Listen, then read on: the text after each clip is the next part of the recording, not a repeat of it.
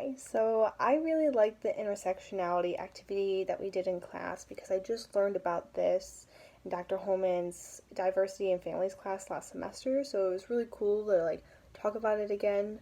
So just diving in, starting with race. This category does play a role in my day-to-day life because I definitely have white privilege. So my race is going to play a role whether or not I want it to. So I've learned that I should work on being constantly aware of that, and so I can be an advocate for those who don't have this privilege. Um, so that moving on to the next question is, does my privilege impact my perception of this category? I think since I'm aware that I do have privilege, I try to not allow it to impact my perception. I actually think it has opened up my eyes a little bit more in this category because I mean, not that I didn't see that others with a different race were treated that way, but I have been more aware of it. So something new about this category that I've never thought about before is that I might not have control in my privileges because I realized I wasn't even aware of it half the time. And so now I've learned I really have to try to be aware of when I might be being treated differently so I can be an advocate and perhaps change that a little bit. Moving on to gender, this category obviously plays a role in my day to day life because people will either think I'm weak or a bitch even if I do the same things as a man would. And that is just very frustrating to think and talk about because especially when I imagine my future career, hopefully things won't be that bad, but it doesn't seem like things are getting better. And it's really interesting when people talk about gender roles in relationships because I'm dating a woman and I still get the question who's the man in the relationship, and I'm like, neither of us, we're both women. And so it's just funny to talk about how the roles that my girlfriend and I take in a relationship don't define us as a man or a woman. So it's always funny to talk about. um, Move on to the next question. Does my privilege impact my perception of this category? I think my lack of privilege as a woman makes me a little angry when talking about this because I feel like I have to compensate as a woman. I have to show up more than a man does to get the same reaction or results, if that makes sense. So that can be frustrating. Um, and then moving on to the next thing, next question. What is something new about this category that I've never thought about before? This definitely is rooted in feminism. It was interesting to talk about women doing things that men are required to do because I think that tends to get overlooked. So that took me a really long time to talk about in regards to feminism, such as women being enlisted just like men because that's the side that women don't want to do, I guess. So it just doesn't get talked about, but it's still an important topic in feminism because feminism isn't just sticking up for women. It's about I mean it is, but it's trying to be equal. So I guess there was something we're requiring men to do, and not women, that should also be noticed. Moving on to sex. So I do think this plays a role in women's day to day life, or female, I should say. I don't think I have experienced this a lot, but I feel like women can be judged on their sexual parts almost. This can kind of make a female feel like they're good enough based on these things. They can compare themselves to other females, or males can um, judge females on that. I guess that can also happen to men, so it's probably more just a societal thing, but coming from a female perspective, I think that can happen. I don't think I've experienced that a lot. Um, does my privilege impact my perception of this category? Uh, I don't think I'm very privileged as a female, but I think females can be sexualized a lot, especially being a gay female.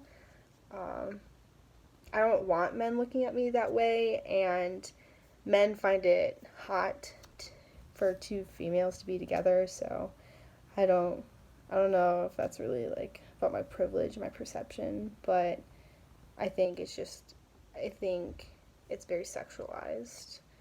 You can tell that women are, or females are more sexualized than men, and that's kind of frustrating.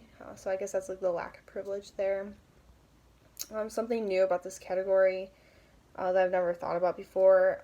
Sex actually isn't something I talked about, like I've talked about a lot. I'm really interested in getting to know more about it.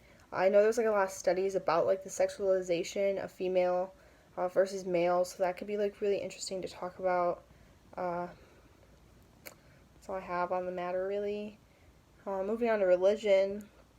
So, this category used to play a huge role in my day to day life.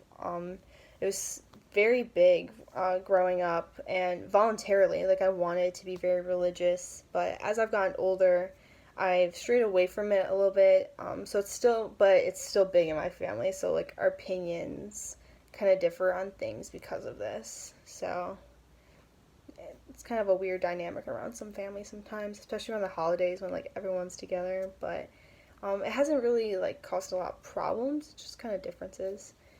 Um, but talking about privilege in this category, my family identifies as Christian, and we live in the U.S., which is very easy for us to talk about and practice our religion without being ridiculed. So which isn't the case for everyone else, despite like the U.S. claiming that anyone can uh, practice whatever religion. People may say that, but you can obviously tell that people based on their religion get ridiculed, while my family wouldn't. Um, as much. I think like Christians can still get ridiculed, but it's not as big of a public thing. Um, there's like a whole bunch of things in society that lean towards Christianity, such as like just some simple as like on our dollar bills it says like God we trust, or our Pledge of Allegiance and stuff like that. Like little things that people don't think of, like that's still privilege. And that's based on my religion, so I guess I am privileged in that way. Something new about this category that I never thought about. I've never thought about how religion can be such an important topic for others just because I strayed away from it. And not that it was easy, but I don't struggle with that nowadays, not having a religion really. But if some people question their religion, that would like shatter them, like shatter their world. And so that was just kind of like interesting that I've learned in like my class like this semester is that um, religion can be very important to some people, and I knew that, but I've just never really like sat there and thought about it that way. Moving on to SES. This category has played a role in my life for as long as I can remember because we haven't had a lot of money, which impacted a lot of things and opportunities growing up, such as like where I lived, what I got to do, and like what I got to buy, especially like growing up, brands are like were a thing, having like the certain clothing type thing.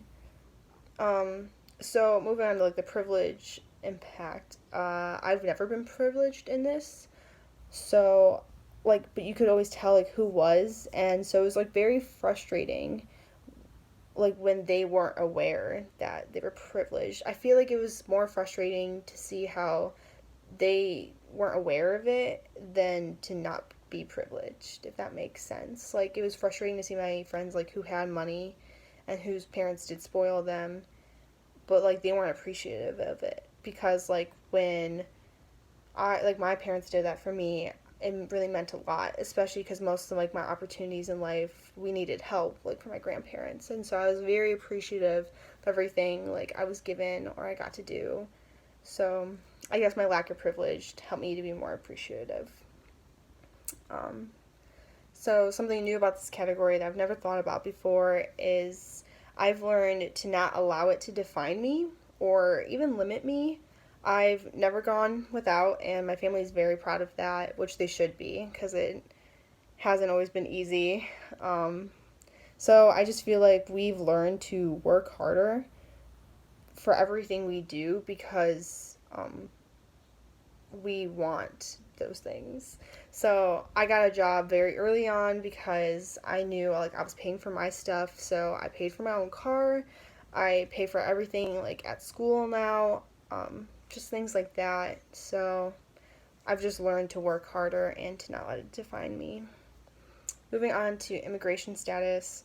So this category doesn't play a role in my day to day life, but you can definitely see how it can impact people just by seeing it in the media. It can be very angering and saddening because it's such a big deal nowadays, especially with this whole wall, and it's just ridiculous. So I think my privilege is that that is my only interaction is like through the media about people I don't know personally. So I think has created for me to be a little bit more aware and maybe a little bit more proactive in getting to know people and learning their struggles and trying to be an advocate because I know that I am privileged and I haven't had to deal with that.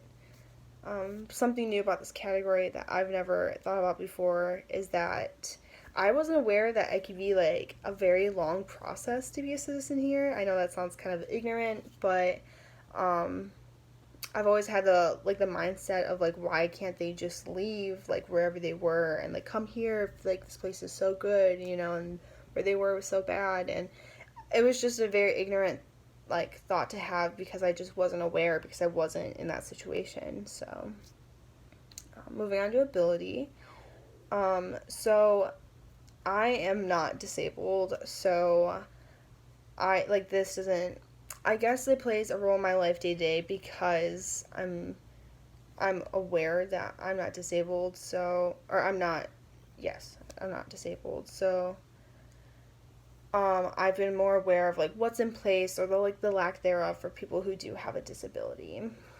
Um, so going on like that would be my privilege is like I haven't had to struggle with a disability, and so I used to never think about like what was put in place for those who did because it just didn't concern me, which is directly because of my privilege. So I've just something new about this category is that a lot of people, I was even surprised by the amount of people in class who talked about their disability because I was surprised because I didn't automatically know. And like that is wrong of me because not every disability is always going to be visible. So I should think about that and be more in check with like my privilege because of that. So sexual orientation is probably like the category that along with like SES is like makes the plays the biggest role in my day-to-day life. I've made it very aware that like I'm very gay and that is like usually like the first thing that people know about me, and it shapes like a lot about like what I stand up for. Like this is probably like the thing I really push for like when I'm trying to advocate for things, just because it's my life. And I know that sounds kind of like selfish, but that's just honestly the truth. um, yeah. And so um, moving on to like my privilege, uh, I just feel like even if like we're in a place where like even if people don't agree, like I'm still allowed to show like who I am and like who I love. And so like that is a privilege in itself because there are parts in this world like gay people or anybody who identifies like LGBTQ plus like don't have that ability. So although like things might not be easy here per se, like I still have a privilege in that, and so it's still important to acknowledge like I still can love like who I want to love. Something new about this category that I've never thought about before is that people don't even think about this half the time because they don't really need to. Um, it's just like something I talk about all the time and it's a big topic in my life, so it kind of surprises me to think about. I guess like not surprised, it's just like weird to think about how people it, like doesn't even cross their mind because like everyone's assumed straight. So that's just something I have to remind myself. It's not a big deal for others. So age, it's kind of played a role in my day to day life. I feel like it's a role, like something that plays in everyone's life.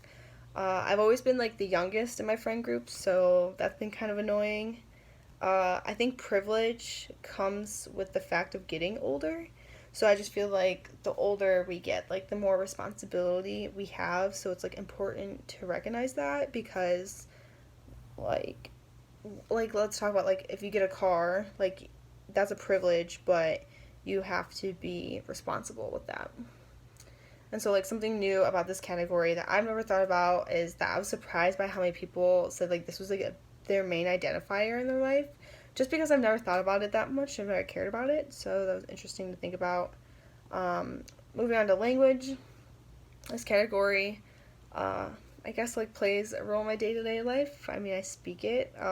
But with that, like, my language is, like, the language that's spoken constantly everywhere here, like, where we live. So moving on, like that would be my privilege is that my language is the one that's spoken everywhere and that my language is the one that needs to be learned and not vice versa. So it's kind of a lot.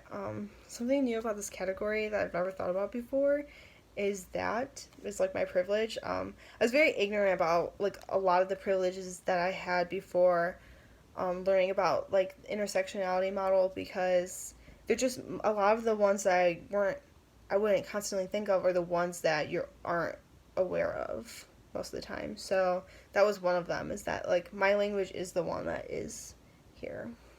Um, it was talking about like what was it like to listen to the different perspectives that were shared. It was very insightful. I was actually very surprised to see like how diverse like this one class is, and there were a lot of times that I was surprised about like what a person said because I just couldn't automatically tell about that category about them. So like I should probably just stop assuming things is like what I learned. Um, I I think like talking about like whether or not it makes me uncomfortable or like was it easy.